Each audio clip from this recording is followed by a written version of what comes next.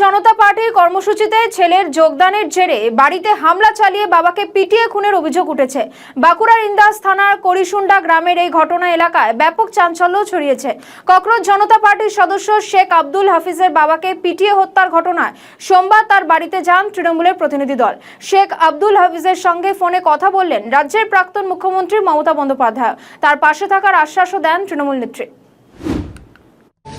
Hello, হ্যাঁ ভাই, আমি শুনেছি সব খুবই দুঃখজনক ঘটনা। এরা তো সবাইকেই মেরে দিচ্ছে, যা ইচ্ছে তাই করছে, জঘন্যতম একটা রাজত্ব চলছে। আমি তোমাকে এটুকু বলতে চাই, তোমাদের পরিবারের পাশে আমরা ছিলাম, আছে, থাকবো। এবার বাবা তো চলে গেল, এবার যে জন্য চলে গেল সেই জিনিসগুলো যদি ঠিক হয় তাহলে আবার কি আছে। আবার হ্যাঁ, ভিডিও হয়েছে।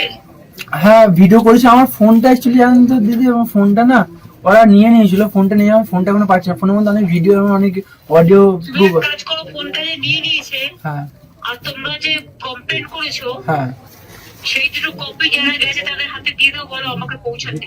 হ্যাঁ। আর কালকে রাতের বেলাতে ওই কিছু ম্যাম, অ্যাকচুয়ালি অঞ্জলি ম্যাম এবং আমাদের যে বাঁকুড়ার যে এসপি সাহেব আছে উনি ফোন করেছিলেন। ওনাকে আমি বলেছি অলরেডি।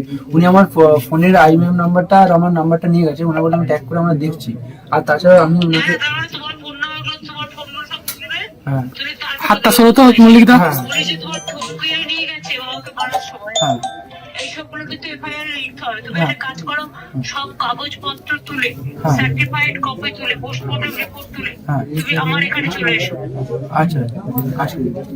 ওখানে কি আছে? সুখের মিত্র আছে? হ্যাঁ দিদি, আর রয়েছে। হ্যাঁ, তুমি একদম ওদের কাগজপত্র সব নিয়ে ওখানে আমার কাছে কালকে বিকেলে চলে এসো, কাল বা পরশু। আমার মনে হয় এখনো দেরি আছে, রিপোর্ট পেলে যাবে। ফোন দেখা ঢুকে দিয়েছে। রিপোর্ট এফআইআর কপি হ্যাঁ, সবকিছু পেলে 3-4 দিনের মধ্যে আমাকে চলে এসো। ঠিক আছে।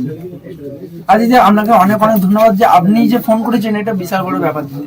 অনেক অনেক ধন্যবাদ। নারে বাবু, এই বিপদে আমরা যদি না থাকি কে থাকবে? তোমরা তো আমাদের পরিবার। ঠিক আছে। আপনি কিন্তু আপনার নিজের খেয়াল রাখবেন না দিদি। আমি খেয়াল রাখবো বাবু, কিন্তু তুমি বলবে। হ্যাঁ, হ্যাঁ, একদম একদম। আর এই সুখের মিত্রকে পাঠিয়েছি, হ্যাঁ। ওর সাথে সবসময় যোগাযোগ করবো। আচ্ছা, ঠিক আছে।